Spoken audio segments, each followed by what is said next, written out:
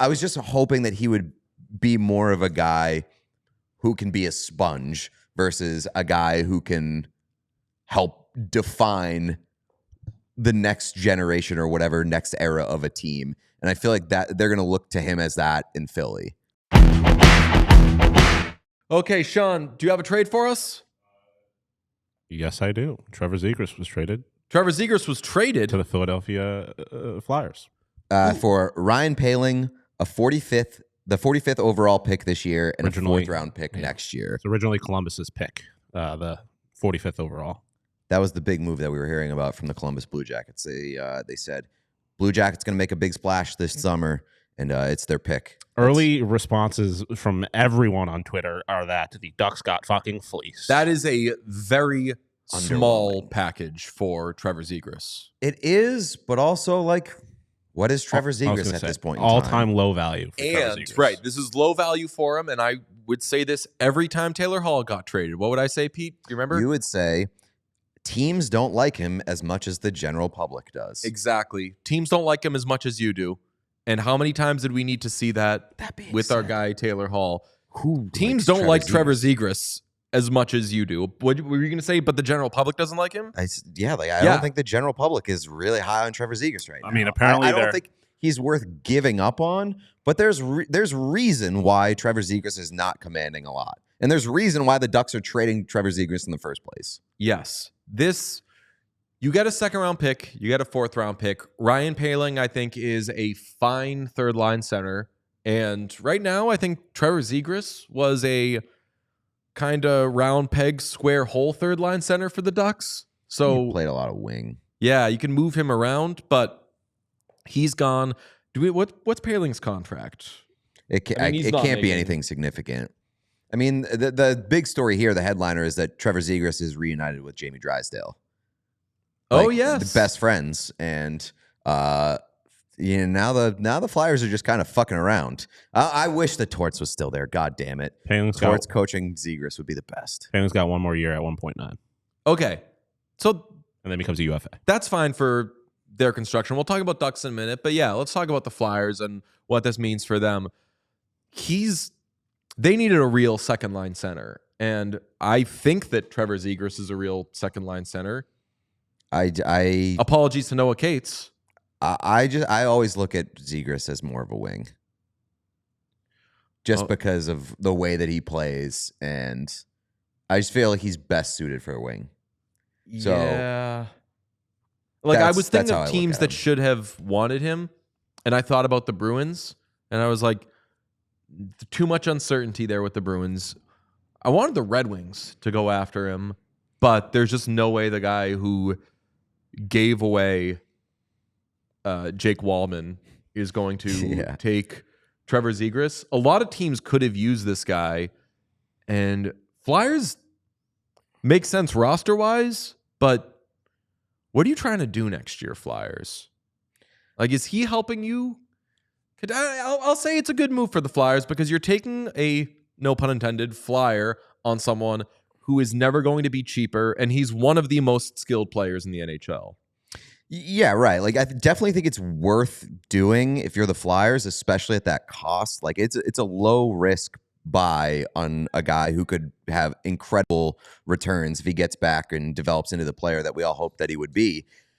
The thing is, like with Zegras, I was really hoping that he would go to a team where he could just be plugged in and learn how to kind of adapt to the culture of a more established team.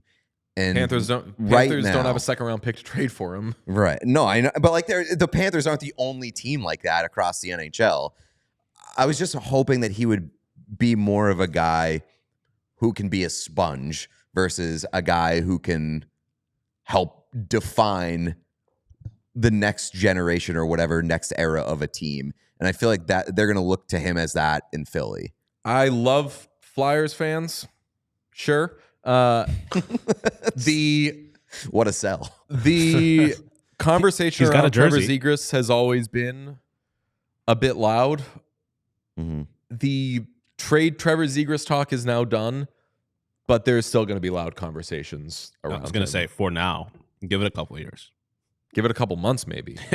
Who knows? Yeah, I mean, like, he goes to a place where now he's going to be looked at as like a guy who has expectations and like really has to deliver for this team. Correct? Like, he is now one of the most, if not the most recognizable name / face on the Flyers. At the very least, I'm not saying he's the best player, but like he's like a TJ Oshie type. At the very least, I'll say the Flyers could afford to make that move knowing that his stock can't go down. Right. At the very least, they rehabilitate him and then trade him for more. I like it for the Flyers. I don't hate it for the Ducks.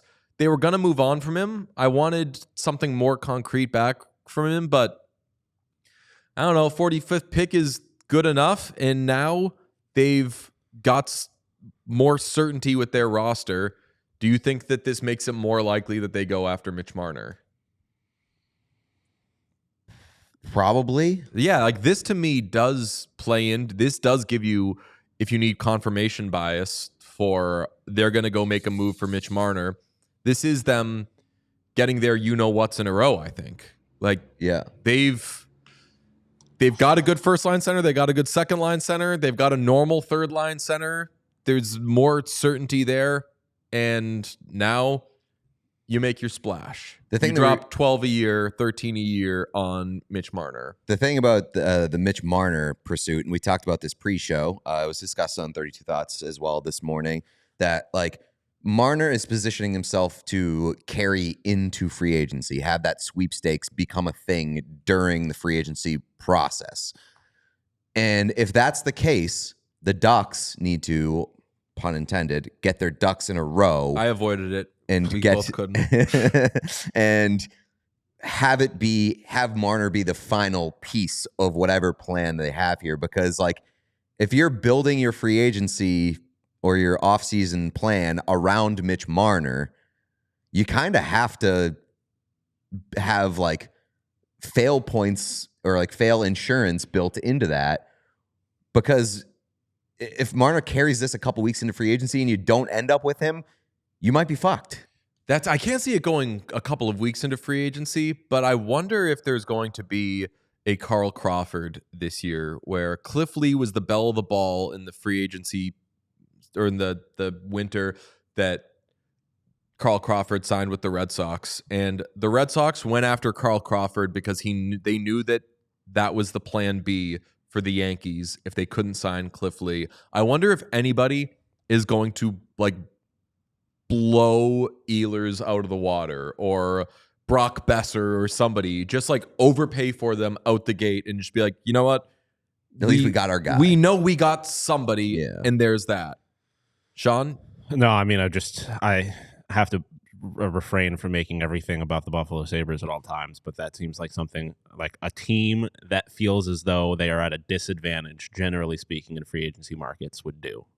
I don't need Brock Besser for your guys, Sean. I don't either, or Ehlers. Like I think both of them do it, but it just seems like they would be the kind of team where they're like, we don't have an opportunity, we don't have a real chance at like the big names, so we're gonna go early and go big at Plan B's, as you said. We all silly like the mayor.